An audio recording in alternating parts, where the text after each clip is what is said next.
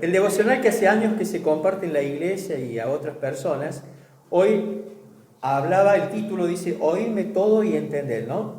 Y habla de que muchas veces, y casi siempre, a todos nos sucede, de que creemos que estamos atendiendo y no estamos atendiendo, no estamos prestando atención cuando, ya sea en una clase, en el colegio, en la facultad o en la iglesia, muchas veces no atendemos. Hay dos técnicas que las voy a empezar a poner en práctica, tal vez no aquí en la iglesia, pero sí en el Instituto Bíblico, a donde uno se da cuenta que las personas realmente no están atendiendo y a donde a la persona le va a servir también que no está atendiendo, que creemos que estamos atendiendo, pero a veces estamos distraídos en cualquier cosa, nuestra mente vuela. ¿Y saben cuándo se comprueba eso de que en realidad no estamos atendiendo? Cuando, por ejemplo, el predicador, el maestro, el quien te enseñando diga, ¿qué fue lo que acabé de decir? Es que nadie estaba atendiendo. ¿Sí? Más allá que sabemos que acá, en la reunión más que todo de los miércoles y de los domingos, las preguntas que el predicador hace desde el púlpito son retóricas, ¿sí? Por una cuestión de orden, no es para que ustedes respondan, ¿sí? Para que haya silencio, para que haya orden. Pero por allí el predicador, cuando dice, por favor respóndame, no es una pregunta retórica, ¿sí? Es que respondan. Si no, de lo contrario, hay que llamarse silencio por una cuestión de orden, de respeto y atender. Pero, ¿por qué menciono esto? Porque muchas veces no progresamos espiritualmente porque no atendemos la palabra de Dios. Y no solo cuando nos enseñan, sino a veces cuando leemos. Y ¿saben qué? A mí me tocó este devocional. No es que yo les esté diciendo, ustedes no atienden, yo sí atiendo. A veces, cuando leo la palabra de Dios, me sucede que después quiero, como dices, meditar en lo que leí y no me acuerdo. Porque tal vez o no oré primero, que hay que orar cada vez que vamos a leer, y atender. Y pedirle a Dios que nos ayude a abrir los oídos de nuestra mente y de nuestro corazón para que podamos atender. Fíjense ustedes que en Jeremías destaca allí en un versículo que importante es la obediencia, pero también prestar atención. Así que, ¿por qué comento esto? Para que el Señor nos ayude, ¿sí? Nos ayude a aprender a atender, para que aprendamos y crezcamos. ¿Amén? Bueno, vamos entonces a continuar con este hermoso, creo que hermosa serie de ética cristiana. Digo hermosa porque a mí me ha ayudado en gran manera en lo personal y creo que a todos nos ha ayudado. Más allá de que tal vez no hayamos atendido o entendido todo, pero lo poco que hemos entendido, o lo mucho, el Señor nos ayude a prestar atención. Vamos ahora. Señor, Padre nuestro que estás en los cielos, gracias por la vida de cada uno de mis hermanos presentes. Rogamos a esta hora a ti, Señor, nos ayudes a abrir los oídos espirituales, Señor. Los oídos de nuestro corazón, de nuestra mente, para atender no lo que digo yo, sino lo que tú dices a través mío, que soy simplemente un instrumento, un siervo tuyo, Señor. Ayúdanos a ejercitar y a aprender, Señor, a escuchar, a atender. Señor, dame discernimiento para expresar a mis hermanos lo que tú me quieres decir a mí, para que lo transmita de parte tuya. Y guía a cada uno de mis hermanos a tener el discernimiento también para entender y practicar, llevar a la práctica lo que nos enseñas. Señor, te necesitamos. Necesitamos en todo momento de tu bendición, de tu guía, tu dirección. Por eso dejamos esta enseñanza en tus manos, ante el trono de tu gracia, para que seas tú enseñándonos, capacitándonos, exhortándonos, amonestándonos, guiándonos. Porque sin ti no somos nada, Padre. Te lo pedimos en el nombre del Señor Jesús. Amén. Amén. Vamos a poner este vasito de agua más arriba, porque creo que también ha andado bastante de mejorado la garganta, así que lo voy a necesitar a full. Muy bien, 1 Timoteo 4:12, queridos hermanos.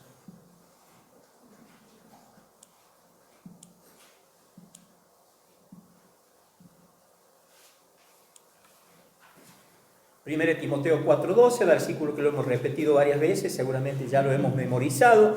Dice: ninguno tenga en poco tu juventud, sino sé ejemplo de los creyentes en palabra, conducta, amor, espíritu, fe y pureza. Sabemos, ya hemos repetido en varias ocasiones, que estas son instrucciones, consejos que el apóstol Pablo transmite a este joven pastor Timoteo, ¿no? A donde le dice que tenía que no se dejara despreciar por el ser joven, pero que al contrario, tenía que él ser ejemplo de los creyentes, ¿no? Y ya hemos visto en las distintas series de ética cristiana que debemos ser ejemplos.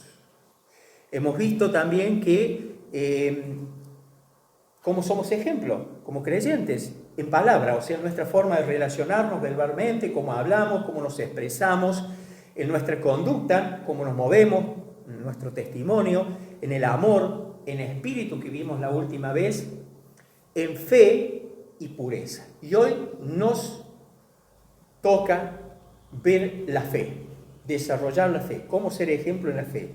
La fe nos va a suceder algo similar a cuando desarrollamos el amor. Ustedes recordarán que cuando hablamos del amor tuvimos que verlo en 2 ocasiones, porque, y aún resumido, sintetizado, pero lo vimos en 2 ocasiones porque tenemos que hablar mucho del amor, porque Dios nos habla mucho del amor.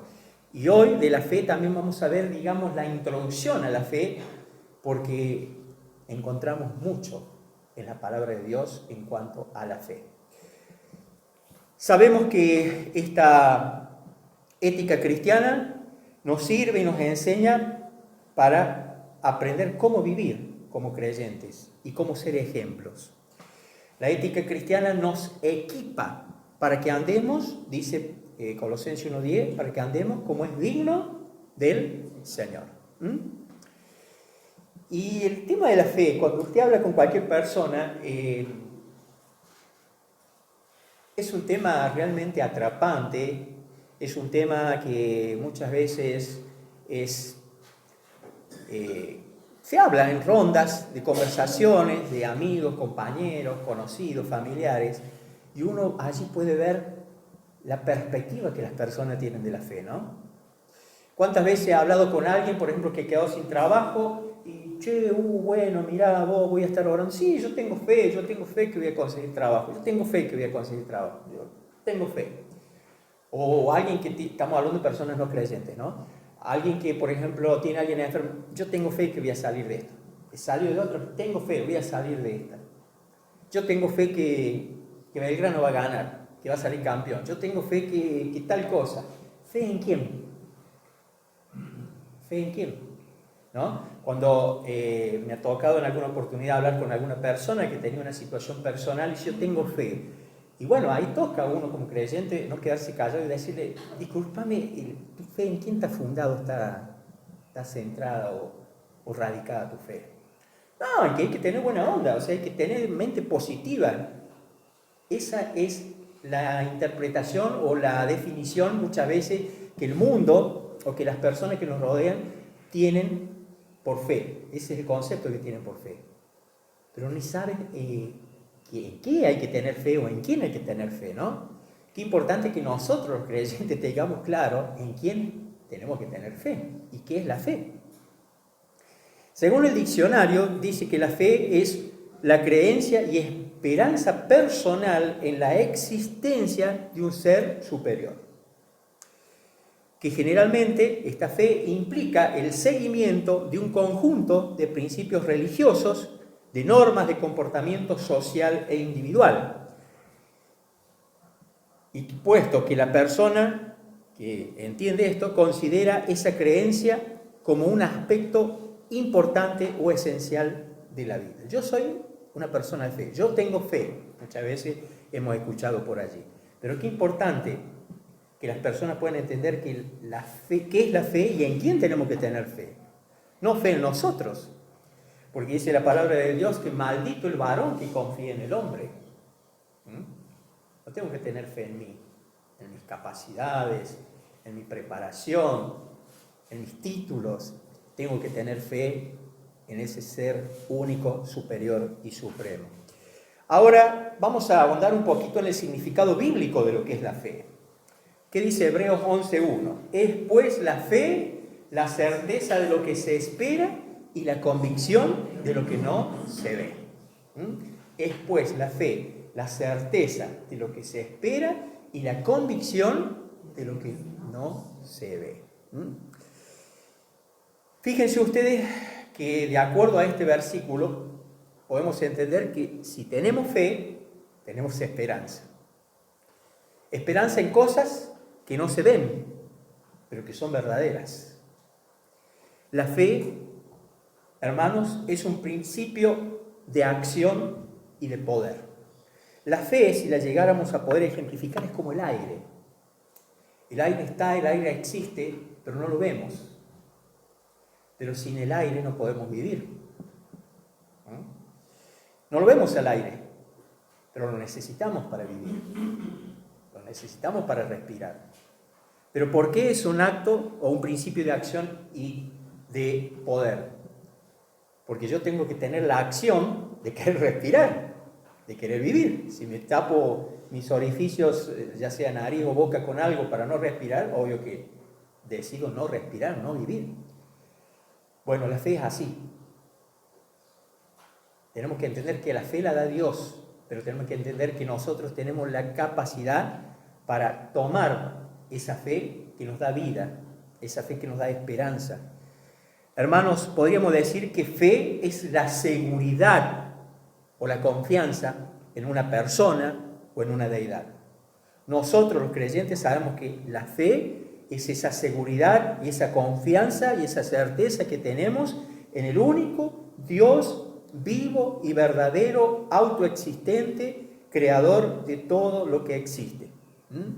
Esa es nuestra fe. Y no solo que creemos en ese único ser supremo soberano, sino que creemos en sus pensamientos, en sus enseñanzas y en su doctrina o en su doctrina. ¿Sí?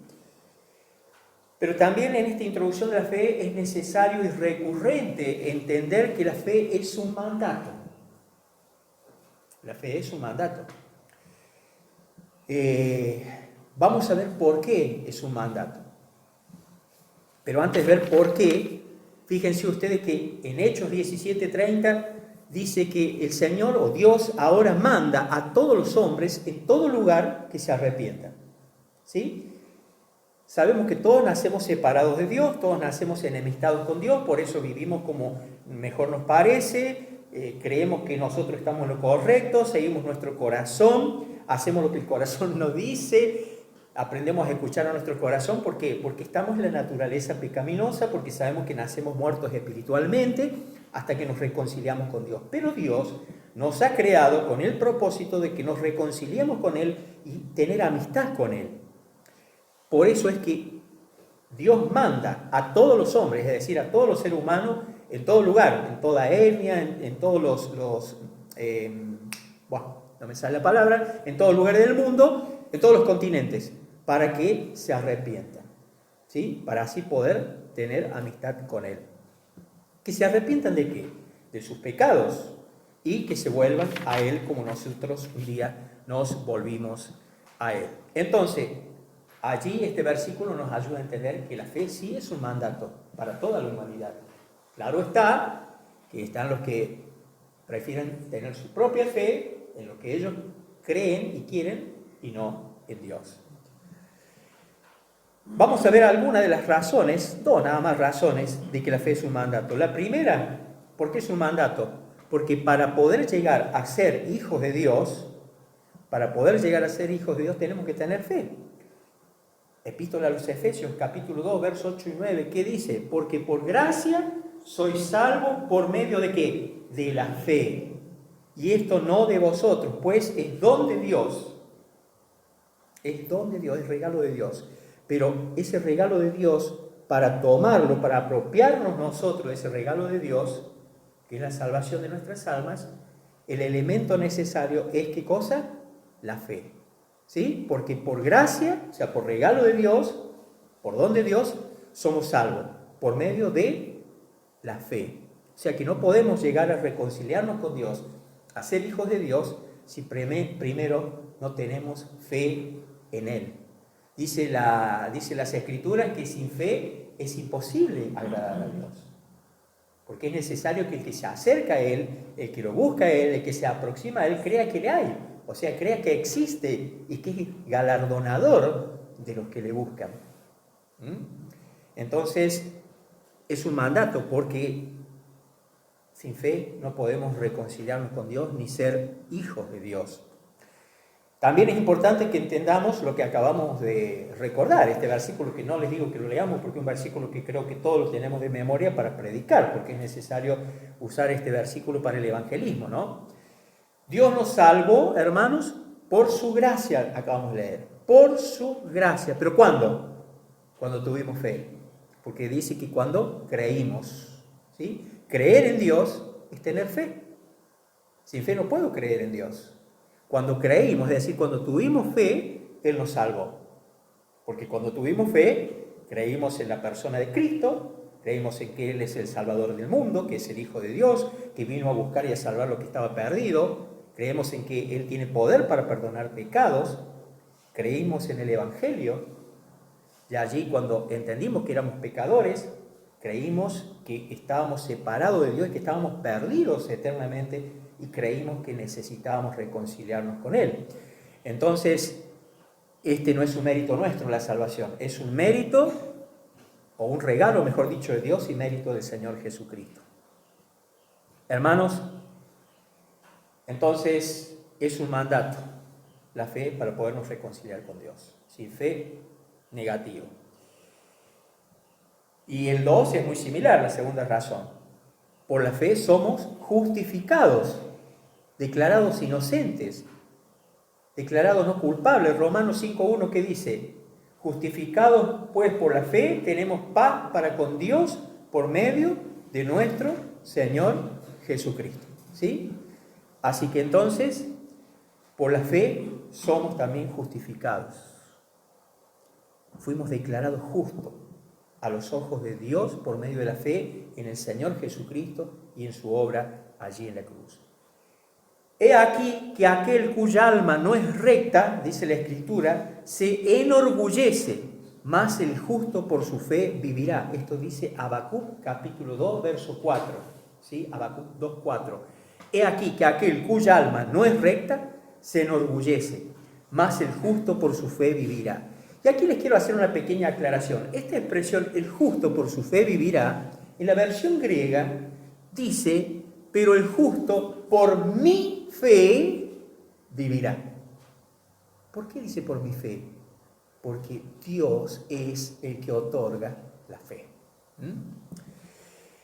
En otra traducción dice, los orgullosos confían en sí mismos y sus vidas están torcidas. ¿Por qué torcidas? Porque no viven de acuerdo a la voluntad de Dios. Pero el justo vivirá por su fidelidad a Dios. Porque fe, sabemos y lo he explicado más que todo en el Instituto Bíblico, que en el griego, en los escritos originales, algunas palabras pueden llegar a tener hasta 21 acepciones, es decir, hasta 21 significados. ¿Cómo entendemos cuál es el significado correcto? De acuerdo al contexto donde es usada la palabra en cuestión en el párrafo o en el texto que estemos leyendo. ¿Sí? Una de las traducciones de fe es fidelidad. Por eso es que acabamos de leer que el justo vivirá por su fidelidad a Dios. Y Romano, capítulo 4, verso 3, es cortito, lo busquemos si quieren. Romano capítulo 4, versículo 3. Dice, porque, ¿qué dice la Escritura? Creyó Abraham a Dios y le fue contado por justicia. Creyó Abraham a Dios. ¿Cómo traducimos esa palabra? Creyó es una acción. Tuvo fe en Dios. Porque sin fe no vamos a creer. Tuvo fe en Dios y le fue contado por justicia. Abraham le creyó a Dios. Y Dios consideró a Abraham justo debido a su fe. Allí el apóstol está mencionando Génesis capítulo 15, versículo 6. ¿Sí? Génesis 15, 6. Entonces, cuando hablamos de orgullo, podemos ver que en los tiempos bíblicos, los judíos se sentían orgullosos de llamarse hijos de Abraham. Y Pablo menciona a Abraham como un buen ejemplo para nosotros y para toda la humanidad, como un buen ejemplo de alguien salvo por la fe. Hermanos, qué palabra cortita, ¿no? Fe. 2 letras en nuestro alfabeto. 2 letras. Pero qué importante que es la fe. Qué importante que es la fe. Así que la fe es por el oír. ¿Cómo dice el versículo? Así que la fe es por el oír. Amén. Qué importante es que esa fe que Dios nos ha otorgado cada día crezca en nosotros. Pero no va a crecer porque estemos allí extasiados, buscando alguna revelación, alguna manifestación sobrenatural, sino esa fe se va a incrementar con la lectura, el estudio de la palabra de Dios. Porque cuando oramos y buscamos la voluntad de Dios, siempre yo digo y enseño, y creo que es importante que lo tengamos presente, que cuando a veces tenemos una situación determinada y buscamos la voluntad de Dios y que Dios nos hable, tenemos que lo que Dios nos mostró corroborarlo con las Escrituras. Porque si esa respuesta de Dios, supuestamente de Dios, no condice, no coincide, no tiene congruencia con lo que dicen las Escrituras, no viene de Dios. Recordemos que Satanás es muy astuto para distraernos, para emocionarnos, para hacernos que nos sintamos felices, nos sintamos importantes. Entonces, la fe en nosotros, en el creyente, crece, se agiganta siempre y cuando leamos su palabra. A Dios lo vamos a conocer más y más leyendo su palabra y hablando con Él y escuchándole a Él. La fe es un mandato. Pero miren qué importante que es la fe. La fe bendice con salvación. La fe nos da victoria sobre el pecado, sobre la muerte, sobre Satanás. La fe nos asegura prosperidad. Espiritualmente, primero, por supuesto, todo lo demás es añadidura. La fe es un arma defensiva para el creyente en las situaciones adversas, en las situaciones de ataque, en las situaciones de prueba. La fe es un elemento indispensable para la iglesia de Cristo, para el creyente. Nos tenemos que caracterizar por nuestra fe. La fe es esencial en la oración porque dice la Escritura que tenemos que pedir creyendo que lo que pedimos lo vamos a recibir si pedimos de acuerdo a la voluntad de Dios. La fe es un deber fundamental en el creyente. Es un deber fundamental. Porque nuestra relación con Dios se fundamenta a través de la oración y de la fe. Intercedemos por otros, por la fe en que Dios nos oye y que nos responde. La fe nos ayuda a vencer la incredulidad. Porque podemos decir que nosotros no somos incrédulos porque hoy estamos en Cristo. Y en Cristo somos más que vencedores. Y todo lo podemos en Cristo. Y es verdad porque es palabra de Dios y así lo dice la palabra. Pero a veces, como creyentes, hay incredulidad en nosotros. Hay incredulidad en nosotros. Y no debiera pasar eso, hermanos. Entonces, la fe nos ayuda a vencer la incredulidad. Y hay un detalle que nos atañe a todos. La fe debemos defenderla. ¿Cómo andamos? ¿Defendemos nuestra fe? Vayamos a Judas, por favor. Esta carta tan cortita que está antes que Apocalipsis. Judas.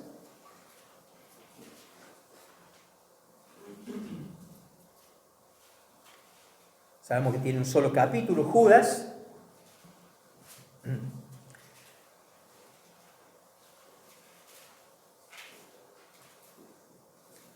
El versículo 3 dice: amados, por la gran solicitud que tenía de escribiros acerca de nuestra común salvación, me ha sido necesario escribiros exhortándoos que contendáis ardientemente por la fe que ha sido una vez dada a los santos.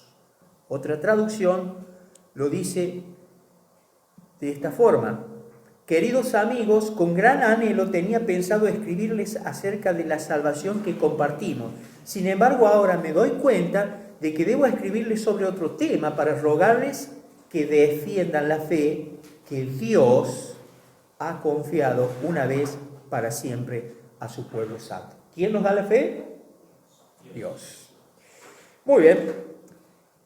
Sabemos que Judas era hermano de ¿quién? De Santiago y del Señor. El Señor Jesús. Me encanta la humildad de Judas, ¿no? Porque cuando comienza la carta, ahí en la introducción, en ningún momento él menciona que es hermano del Señor. Creo, ¿no? No menciona, ¿no? Porque dice, yo, Judas, esclavo de Jesucristo. No dice hermano del Señor Jesucristo. Qué maravilloso. Eso se llama humildad. Hermanos, Judas aquí pone en relieve algo muy importante. ¿Saben qué pone en relieve Judas? La relación importante que tiene que haber, escuchen bien, la relación importante que tiene que haber entre la doctrina correcta y la fe verdadera. La relación que tiene que haber correcta entre la doctrina, mejor dicho, verdadera, o la sana doctrina, y la fe verdadera. Porque Judas allí le estaba escribiendo a los creyentes judíos y a toda la iglesia de Cristo y a todos los creyentes en todas partes, a que tuviesen cuidado con los falsos maestros, con las falsas doctrinas. Por eso es que debemos conocer las Escrituras. La palabra de Dios tiene que ser el norte en nuestra vida. La palabra de Dios tiene que ser la guía en mis decisiones. La palabra de Dios tiene que ser el manual instructivo para mi vida, para mi matrimonio, para mi hogar, mi familia, para la iglesia.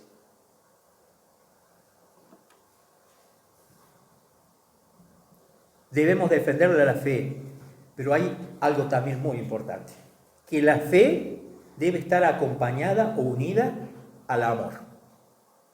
Si no, no es fe verdadera. Miren lo que dice Primera de Juan, acompáñenme por favor. Primera de Juan, capítulo 3, versículo 23. Y este es su mandamiento, dice Juan, que creamos en el nombre de su Hijo Jesucristo y nos amemos unos a otros como nos lo ha mandado. ¿Es una opción amarnos? Es un mandato. Es un mandato. En otras palabras dice, y su mandamiento es el siguiente: debemos creer en el nombre de su Hijo Jesucristo y amarnos unos a otros así como Él nos lo ordenó. Somos hijos de Dios por la fe, decíamos, porque creímos en el Señor Jesucristo, creímos en su obra, pero debemos creer no solo en las palabras de Jesús, no solo en el Evangelio, sino también en su persona misma, como el Hijo de Dios, como el Salvador del mundo. Debemos creer en su nombre. ¿Saben qué significa debemos creer en su nombre? Significa que debemos moldear nuestra vida, tu vida, hermana, hermano, mi vida, la debemos moldear a la de Cristo, para así asemejarnos más y más a Él mediante la unión que tenemos con Cristo.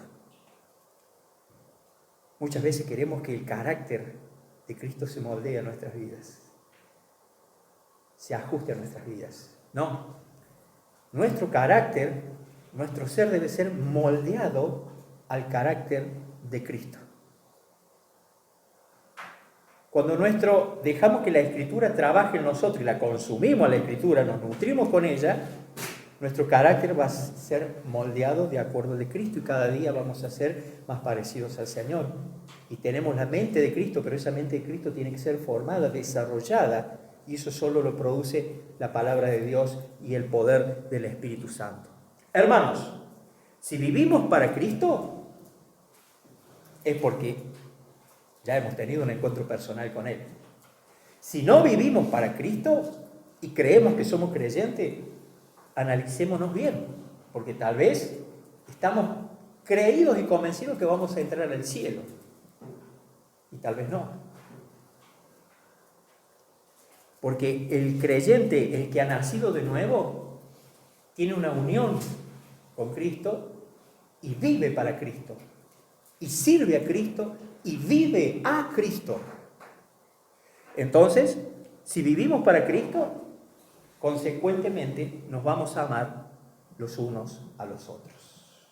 Primero entre los hermanos y luego con el prójimo. Fíjense ustedes lo que dice el Evangelio de San Juan capítulo 15, versículo 12.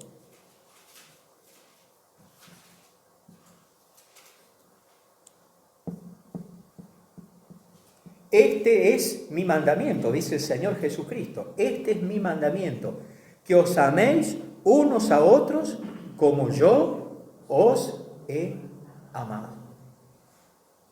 Como yo os he amado. Qué interesante, ¿no? Ámense unos a otros de la misma manera en que yo los he amado, dice el Señor Jesucristo. Hermanos,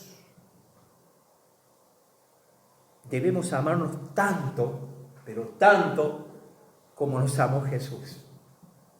Jesús nos amó tanto, de tal manera, que dio su vida por nosotros. Nadie tiene mayor amor que este, que uno ponga su vida por sus amigos. Ese es el modelo a seguir. El Hijo de Dios, el renacido espiritualmente, lo puede hacer, porque humanamente no se puede, pero sobrenaturalmente, con el poder divino que reside, que habita en nosotros, que es la persona del Espíritu Santo, sí se puede. Porque si el Señor nos ordena, porque no es una opción, nos ordena amarnos los unos a los otros, es porque sí podemos. Sí podemos. Y ahora, para cerrar, usted dirá, termina hablando del amor. Si hoy estamos viendo la fe, es que todo se relaciona. Porque si hemos tenido fe en el Salvador del mundo y hemos creído en Él, Dios es amor. Y el Espíritu de Dios habita en nosotros. El que no ama no ha nacido de nuevo, no conoce a Dios, porque Dios es amor.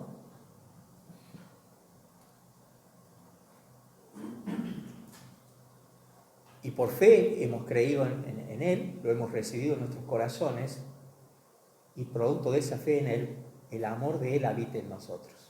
Pero ese amor lo tenemos que practicar por obediencia, tenemos que desarrollarlo.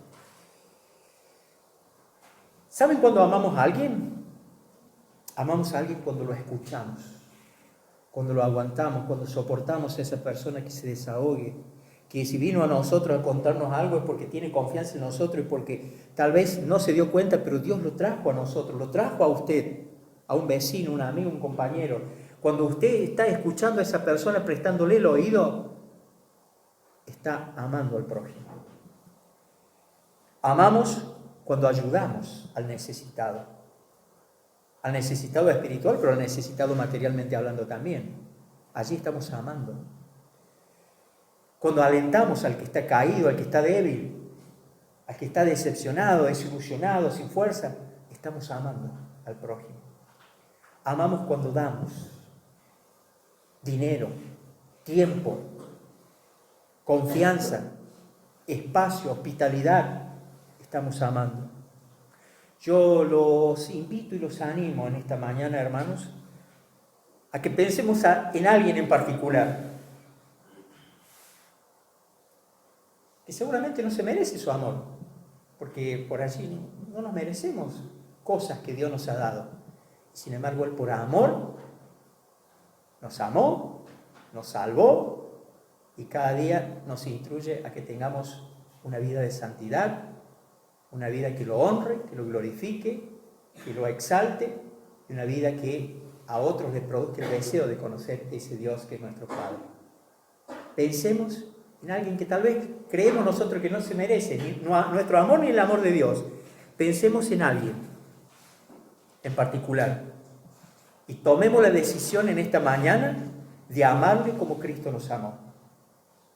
Tomemos la decisión en esta mañana de amarle como Cristo nos amó y que cada día sigamos avanzando y le demos más y más y más y más amor, porque ese es el amor de Dios. Cuando decimos que sus misericordias se renuevan cada día, es por amor.